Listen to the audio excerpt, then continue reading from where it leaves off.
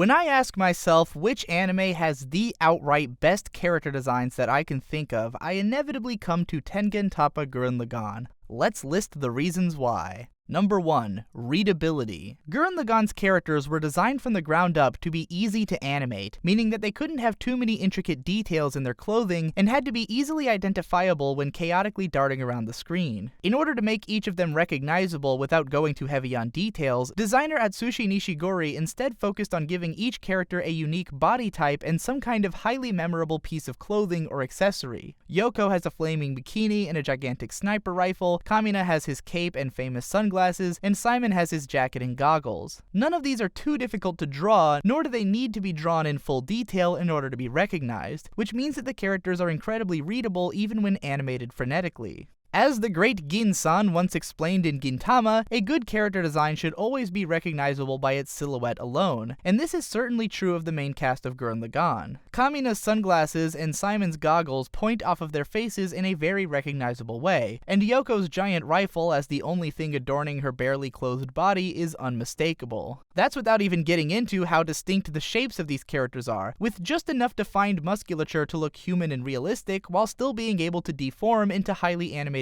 modes without looking like a different character. Even with a mostly clothed and typically of anime skinny character like Nia, the incredibly distinct shape of her hair makes her silhouette stand out. All told, these are characters whom you can recognize immediately and who don't quite resemble any other characters out there. Number 2. Versatility. Each of the characters in Gurren Lagann can be drawn very realistically at times, and have less exaggerated features and body types than what might be considered typical of the medium, but they can also be made incredibly cartoony and stretchy without really changing the fundamental nature of the designs. They still look like themselves, whether they're being drawn in a highly detailed static harmony shot or in a much looser and more animated action sequence. The characters don't have to become super deformed to fit into a comedy scene, nor do they seem to drastically change when drawn more seriously. They are capable of fitting into any emotional scenario in animation. This is kind of the opposite of how Nishigori's designs would later be used in Panty and Stocking with Garter Belt, wherein the difference between each emotional mood of the designs was highly exaggerated, switching between extremely super deformed characters, somewhat more normal designs, and ludicrously detailed ones during the transformation sequence, almost as if director Hiroyuki Imaishi had specifically asked Nishigori to do the opposite of what he had done for the previous show.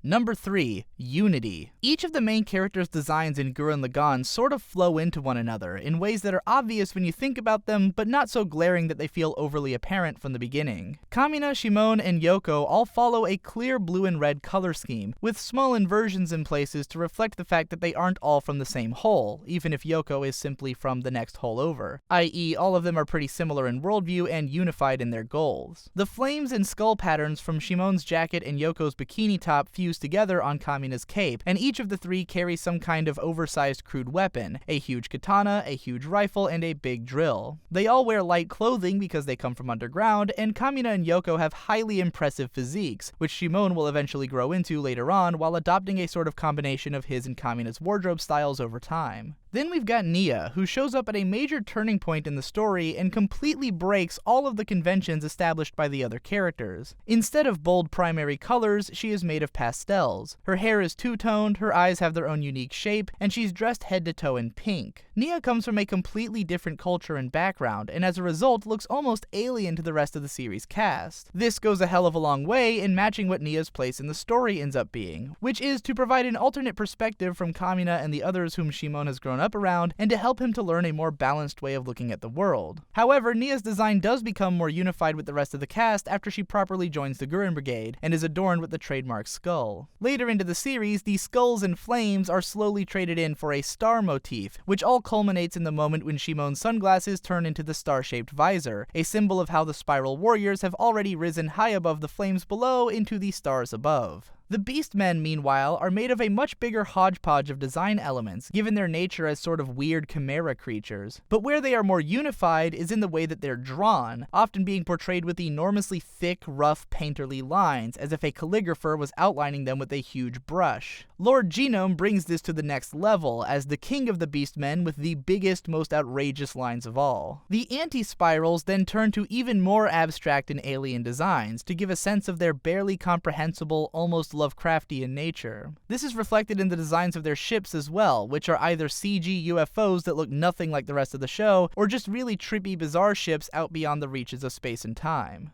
Number 4. Everyone stands out. Not every character design in Gurren Lagann is equally memorable, and they certainly aren't all equally appealing, but not a single one of them is boring or generic. Every single character has a unique design which communicates their personalities effortlessly, to the point that some of these supporting characters who get less than 10 lines across the whole series and maybe have their names shouted out once still feel like distinct characters who have entire stories of their own that we're only seeing a small part of. Kitan's sisters, Gimme and Derry, and Laite all have strong enough designs that they could be main characters in any other series, to the point that it's easy to forget how little each of them actually appears throughout the story, since each one of their appearances has so much impact. The series villains are all highly memorable as well, and have a great sense of variety among their designs. Supporting cast members like Liron and Attenborough, whose designs are so different from the main cast or much of anything else in anime, lend the series an extra depth of character, like there might be as many different body types and features in the world of this series as you could find in the real world.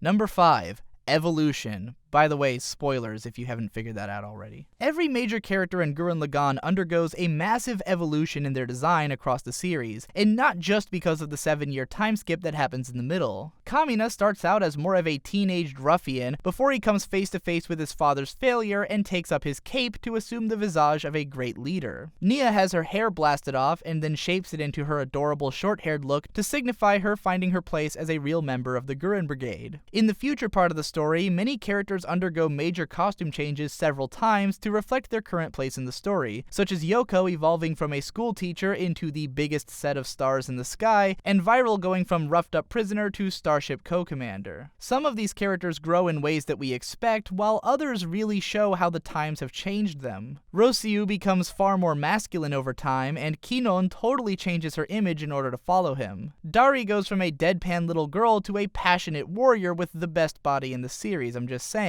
And then, at the end of the series, we get to see these characters grow up all over again into epic old badasses, which I really wish every single anime ever would give us the courtesy of. None of this is even to speak of the many subtle ways in which the characters' designs allow them to change with the different emotional moods of the story, such as how Simon can hide behind his goggles in times when he's feeling the most powerless and dead inside, or Yoko can retreat into her scarf when she's feeling shy. Even though these characters have so few pieces to their costumes, these pieces are used in as many ways as you could imagine, like the team behind the show was not willing to let a single aspect of the show's design go unexplored.